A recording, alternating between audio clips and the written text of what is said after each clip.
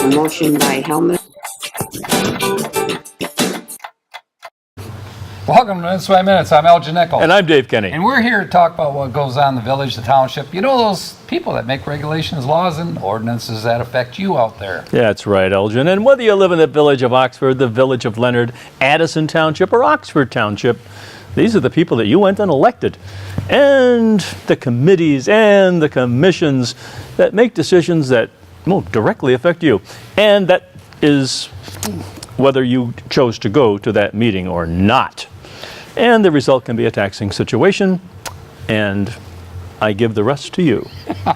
Thanks a lot, pal. Anyway, we do talk about all kinds of different subjects and what goes on in these meetings and committees, and these people that, you have through election elected to do these various dastardly deeds for you out there. And two of the meetings that we're going to talk about. Yes. And by the way, watch out for the rumors, because he does establish rumors over here. Only to be confirmed by him. Okay, Mike. Yes, right. Two of the meetings we're going to talk about is, first one is the Oxford Village Council. They had a special meeting.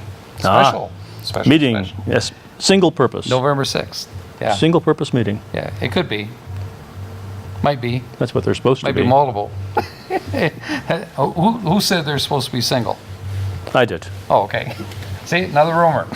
Anyway, the second one we're going to Are talk they? about. Are they what? Supposed to be single purpose? Could be. Thank you. I like a definite answer. I thought you'd like that one. Excuse me, I got a horse Spoken like here. a politician. Get a saddle on this horse, I can send him out to the pasture. Anyway, we're going to talk also about the Oxford Township Board of Trustees meeting. That's always a good one. Yeah, that one just occurred, November 8th. You might even know what went on there. I could probably figure that one out, being I was there. On a chair. On a chair, and I was wide awake. Okay. The Oxford Village Council meeting is the first one we're going to talk about. And on that board, you have Sue Bassarded, who's the chairperson. You have Eric Dolan, Dave Bailey, Joe Frost, who's a new member on there now. He used to be the head of what, the DDA? Downtown Development Authority. Yeah. He was. And actually, he works for the county now. Oh. In that type of capacity for streetscape. Oh, okay. That type of thing, what's going on. And streetscape, we'll get onto that in another session, because that's not going to happen immediately. Probably not till the year 2020 now, right? Sure. That's the next proposed date. We'll have to see what train comes into the station in the meantime. Right? Sure. Okay. Also on that board would be Maureen Helmuth, who's on the board, and Evan Teach was there, and he's the acting village manager right now, under contract. And Drew Benson was the recording secretary doing this, and he's an intern. Does an intern for the village. They're a little short on management power there at this time. Of course, they're leasing, renting. The one ads are out. What do you call it? A village manager, a rental. Well, Anyway, that's the way it works. Well, you need a clerk, you need a manager. Right. And to keep all this together, Bob Davis, who's the attorney for the village, was there. He keeps it legal anyhow. He makes it legal. Yeah. You make it legal. At least they hold his opinion dear, similar to the way I hold yours. As well as his bills. As well as his bills, yeah. Got that right. Well, you don't hold those so much. Matter of fact, we're going to talk about that a little bit, because he had quite a nice little surprise, for the village. Oh, well. As we went along. So they did the pledge and got the preliminaries pretty much taken care of. They approved the agenda. They had to make one change to it, though. They were going to talk about the Pollyant Trail and looking for a 10% increase in terms of support for the trail Okay. by the village. And the subject was an increase. Wage was indicated, but it's not. It's hours, extended hours allowance, for the Pollyant Trail manager. Okay. Rather than a pay increase. Because she's not getting a pay increase. So she wanna make that is she clear. on salary or is she hourly? She's hourly. Okay. And let me see, so they had a call to public, and there was no agenda items, or for non-agenda items. I said no agenda. There were no agenda items at that point, because nobody stood up and said, hey, I want to talk. No, anyway, so they went by that one. New business, they proposed let me see, what did they do? The wage increase for the Pollyant Trail was discussed. They said the increase would amount to $210. A year? No, a total increase, and the total for the year would be $2,300. Oh, okay. A commitment for the village. And of course, everyone felt that it was a great program that they're running for Pollyant Trail. I say running on purpose because people run the trail all the time. Well, yeah. Ride their bikes. And the Pollyant Trail is now part of or it's going to be a part of the Iron Bell Trail system. It is. It'll go the full length of Michigan, I think. Right. And Linda Moran is the Pollyant Trail manager. She's doing a great job out there. And matter of fact, you can always look for volunteers. So if you're interested, contact the Pollyant Trail manager. You can find her on the internet and website. And let's see, that being said, we got that little commercial in, didn't we? A little Yes. support there. That's good. Okay. Rah, rah. Rah, rah, rah, rah. Okay. And let me see. By the way, the last increase that they had for the village in support of the Pollyant Trail was over 5 years ago. So it's quite a while ago. Well, expenses have gone up. They have gone up somewhat. And even the goats, they demand more money when they're on the trail. For you folks that aren't aware, they did hire some goats to come in to take care of the grass and twigs and poison ivy and all that good stuff. I hear they've unionized. They have. They want higher wages. I see. So that was an increase. We'll just have to set them out in more green. Yeah, I think Linda Moran is attempting to still use that program. Okay. But she does need support in terms of donations Right. for that. So again, It's a very green program. it's well, it was when it started, not so much after the goats have gone through. So anyway, what came up next was the attorney, Bob Davis. Yes. He says, hey, he said, remember the lawsuit that we had where the individual ran into a trash disposal unit that we had in one of the parking lots? They say, yeah, we remember that. What happened?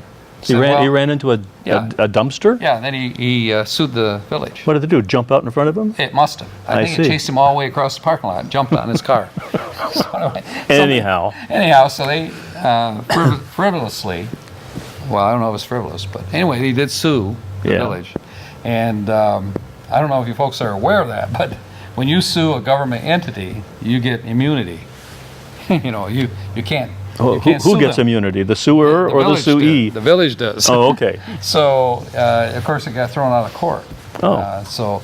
And the fees, of course, to be paid were paid by the insurance company to cover this, which was, I believe, $1,500 in that neighborhood. To Legal and so legal. what did he do? He ran into a dumpster? Yeah, he ran a dumpster. Yeah. Well, like we just said, the dumpster chased him across the parking lot and ran into him. So it had to be the dumpster's fault, right? It's one of these Paul Harvey things. I want to hear the rest of the story. Right. But anyway, the dumpster still is where it's at, so the dumpster didn't get hurt too badly. And so anyway, the village attorney said, look, he said, my fees are paid by the insurance company, so he said, you folks already made out a check to me, so I'm going to reimburse you a check back. Oh, that's nice. Yeah, it was good. So with that real nice note, we'll come back right after this, folks.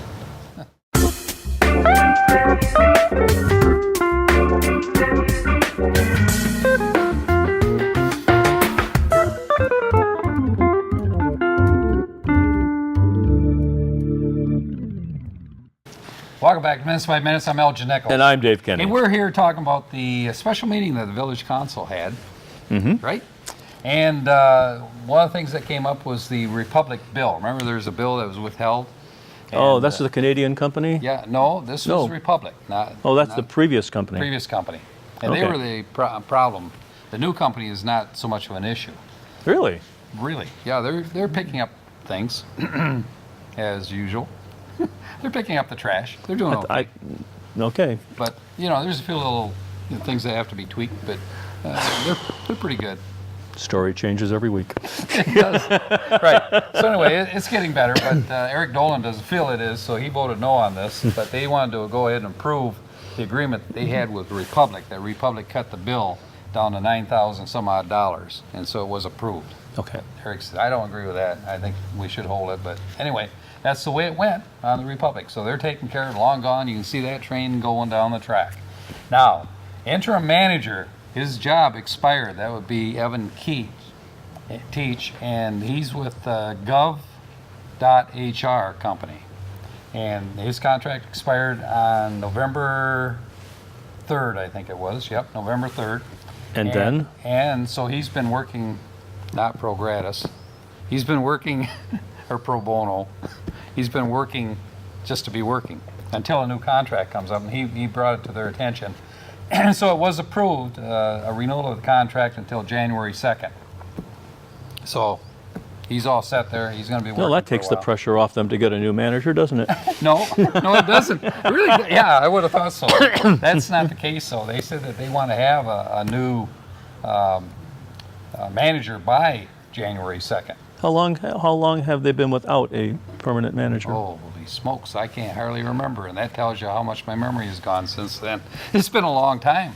I think, didn't we have fresh flowers and everything at that time coming up from the ground? Yes. No longer? Yes. Yes. So it's been a long time. It's hard to think back that far. Right. But they do have somebody, I think, that they're interested in at this point, and I don't believe all the interviews are completed yet, but hopefully by that time they will have hired somebody. And a clerk. Right. Well, here's the thing. Some people said, well, let's hire this manager first so that that individual can have input and control of what goes on in the clerk's office. Right? So that makes sense. And actually, guess. Eric Dolan. And the can gets kicked down the street. Yeah, the can gets kicked down the street. I can hear it going, yeah. So anyway, so the next question was, well, what about the clerk? When are we going to hire that person? Well, we said, well, let's get in place, first of all, the village manager, the new one.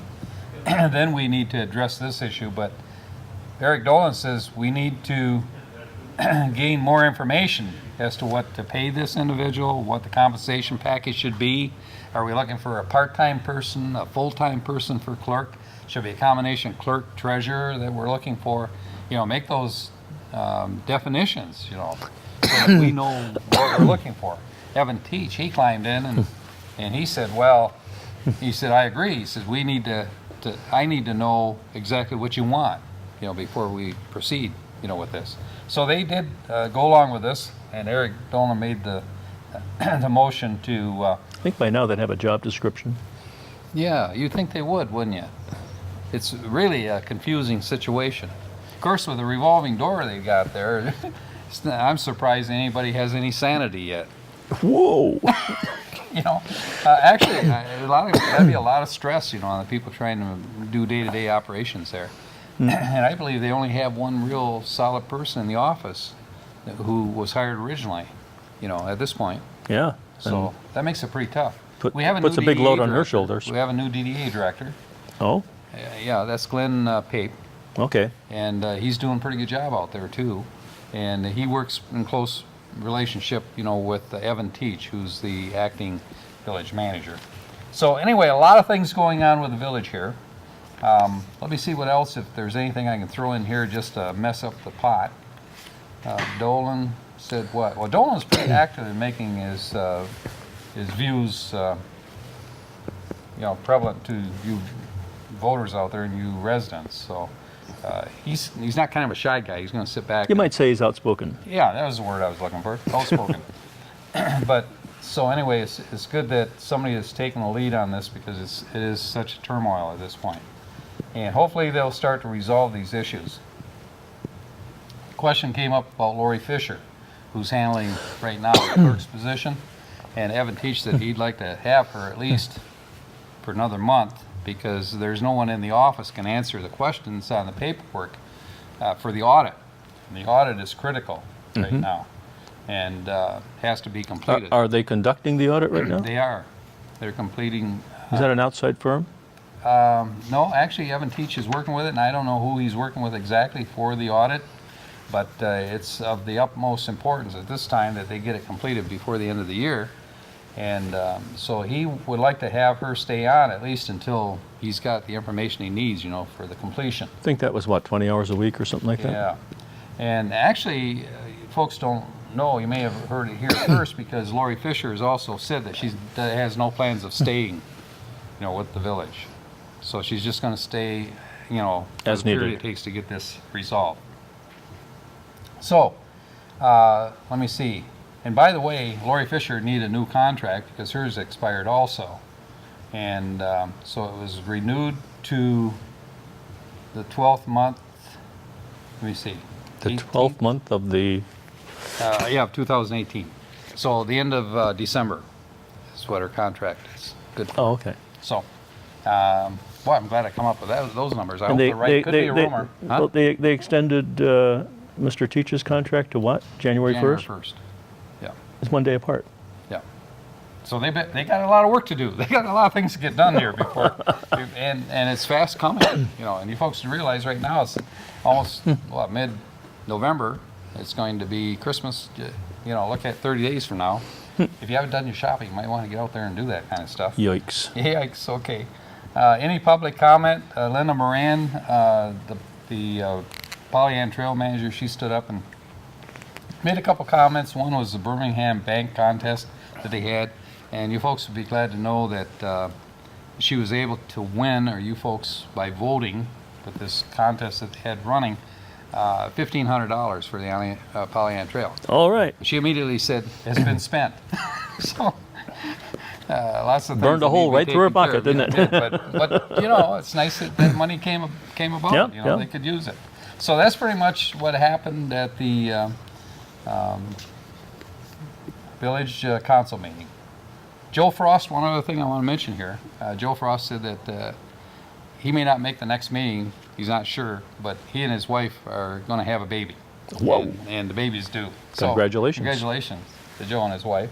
And we'll fill you in, you know, what happened down the line here, what they had and what the name is and that kind of stuff, and we go along. We can make up a name, You are a curious fellow, aren't you? but we'll let you folks know out there. Maureen Helmuth was concerned about the number of board meetings that they were going to have and how they would be scheduled, and so that was worked out as well. Board And- or council? Or council meetings and special meetings Oh, that they okay. might have. So that was worked out and taken care of, and the next we're going to talk about is the Oxford Township Board of Trustees. Something you know a lot about. Well, a little bit. We'll be back right after this, folks. So what do you got there? Are you a movie buff? A gamer? A fan of music? Or do you just enjoy all things media? Then you should watch Media Maniacs on Monday through Friday at 3:30 and at 11:30 on the weekends, right before the all-night movies. Remember, Media Maniacs. They review everything and they're just crazy enough to do it.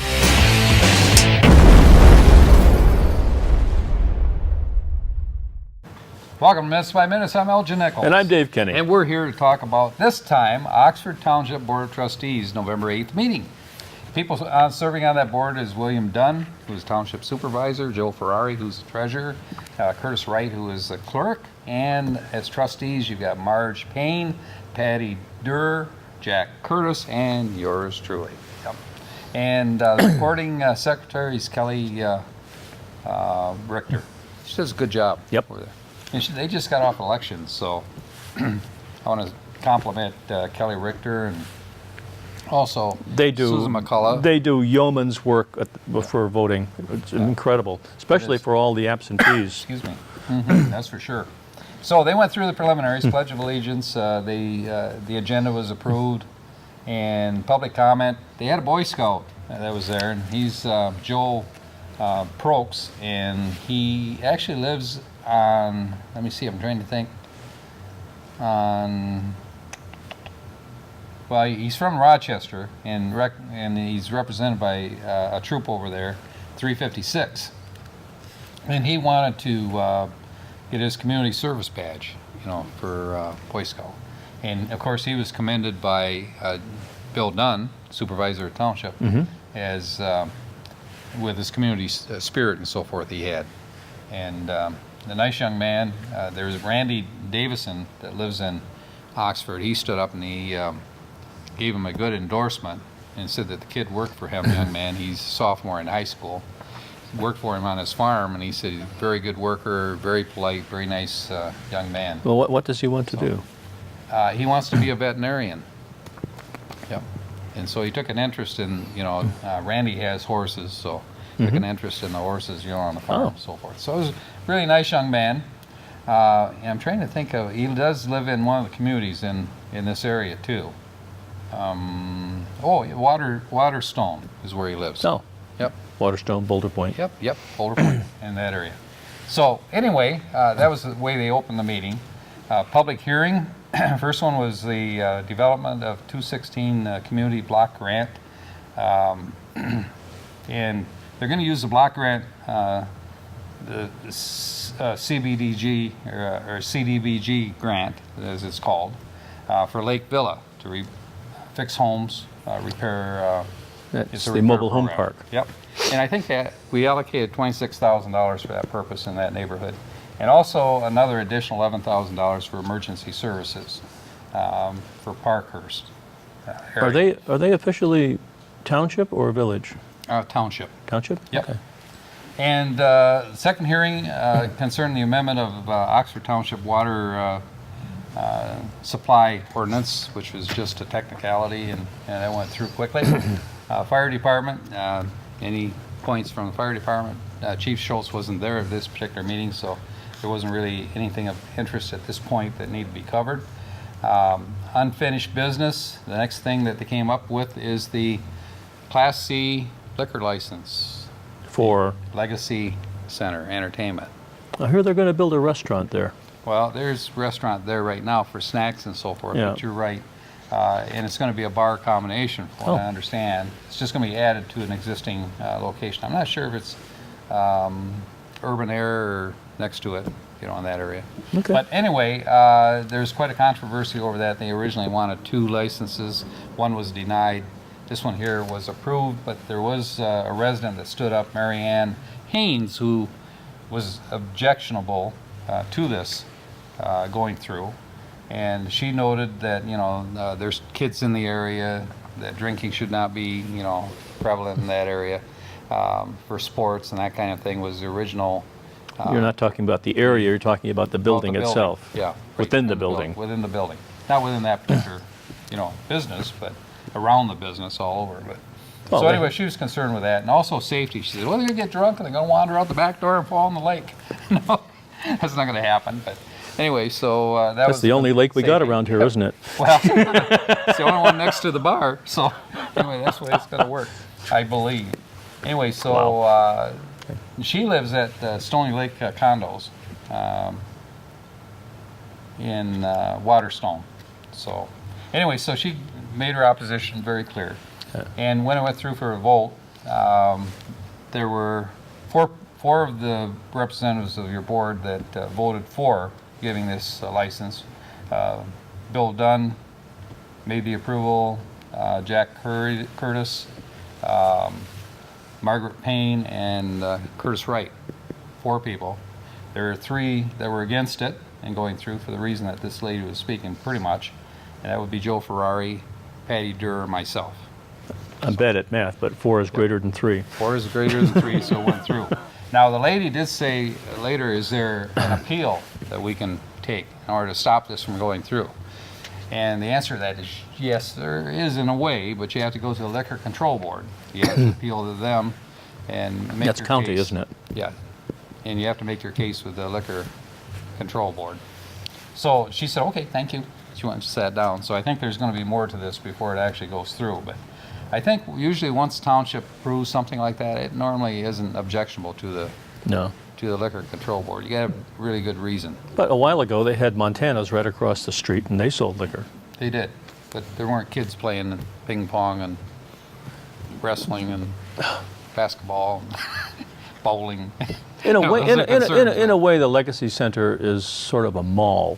Yeah, it's supposed when to be you really get down it to started it. out as that's what it turned out to be.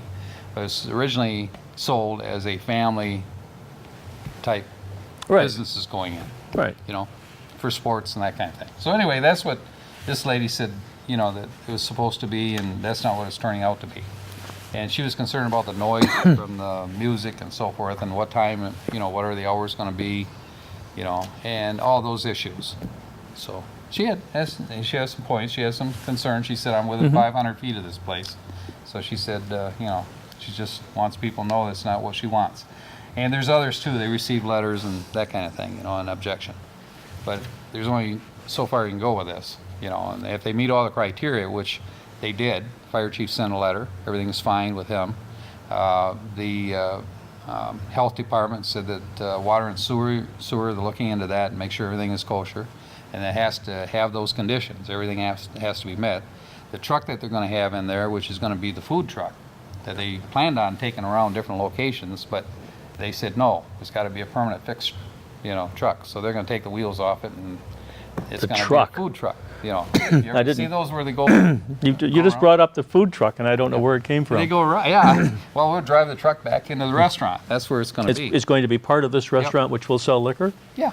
It's going to be kind of an atmospheric kind of thing, a unique thing that they're going to have. Have a docking collar? I don't know. But they have to vent it. It has to be vented under, you know, because it's going to be a gas range in that. I see. So those are all concerns that they have. Scott Peterson, who's police in charge of, Lieutenant Peterson, in charge of the substation, Sheriff's Department requested another deputy be put on, and that was approved along with a vehicle. Other than that, that's pretty much what went on with the township. Anything else, you folks can watch out on OCCTV.org and catch the meeting out there. Well, we do have a few meetings coming up on 11/20 at 6 o'clock. The Addison Township Board of Trustees will be meeting, and on 11/21 we got 4 meetings.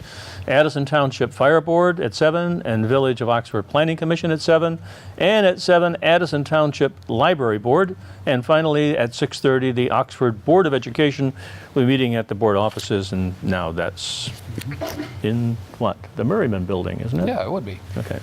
One more thing, Jack Curtis was reappointed to the Planning Commission. And that was pretty much the last issue. With that, I'm Elgin Nichols. And I'm Dave Kenny. Catch you next time right here. A Minute by Minute. See you then. Ta-da. Thank you.